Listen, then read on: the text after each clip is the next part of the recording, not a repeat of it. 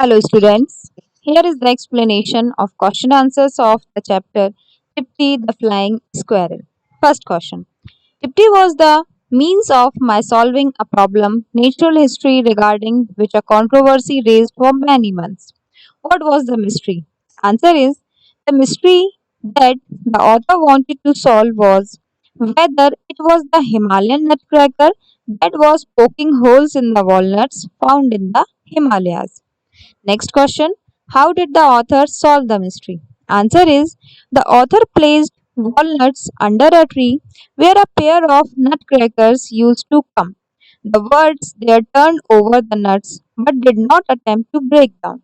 After this, he collected few nuts in which Tippy had already made holes and placed them under the same tree, watching carefully. After some time, the birds came along and at once selected the bored walnuts and began pecking at them and working their beaks inside the holes. Thus, he solved the mystery of the Himalayan nutcracker. Next question. Why did the author want to solve the mystery? Answer. The author wanted to solve the mystery because a controversy regarding it had been raising for many months. Moving forward to the next question. Describe Tipti in your own words. The question is describe Tipti. Answer is Tipti was a large, red, flying squirrel with a 2 feet long bushy tail. She was very proud of her bushy tail and loved to show it off.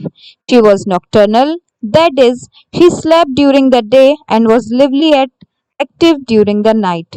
Tipti would announce that she was awake by giving a low growl and doing a round of long but not very graceful jumps. She liked to eat puddings, stewed fruits, walnuts, milk, and custard. Next question. Why did the writer find Tipti's nocturnal nature to be a drawback? Answer.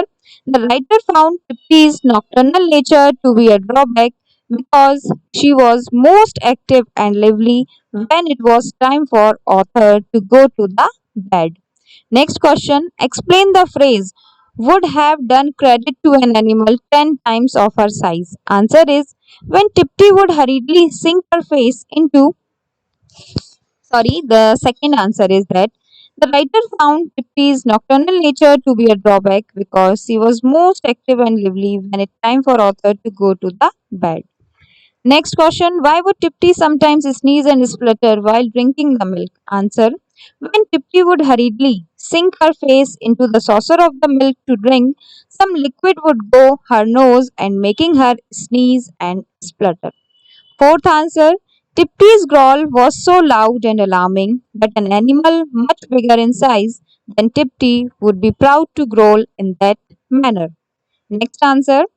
It was in the writer's interest to provide Tipti with a good dinner because then she slept suddenly, which ensured that the narrator slept through the night as well without being woken up by her.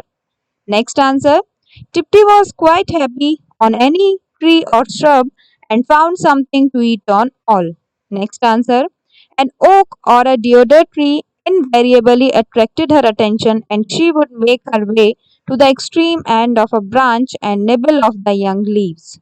Answer number 7.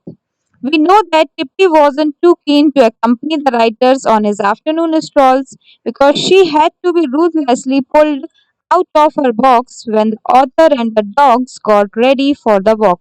When she would get tired during the walk, she would get up on the author's shoulder by climbing up his legs or spring upon the dog's backs for a free ride. Last answer.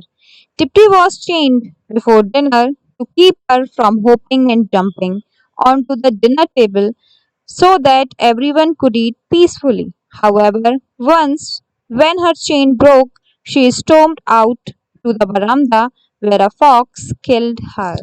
So these are the explanations of question answers of the chapter Tipti the Flying Squirrel. For the explanation of the chapter, you can watch previous video. Thank you everyone.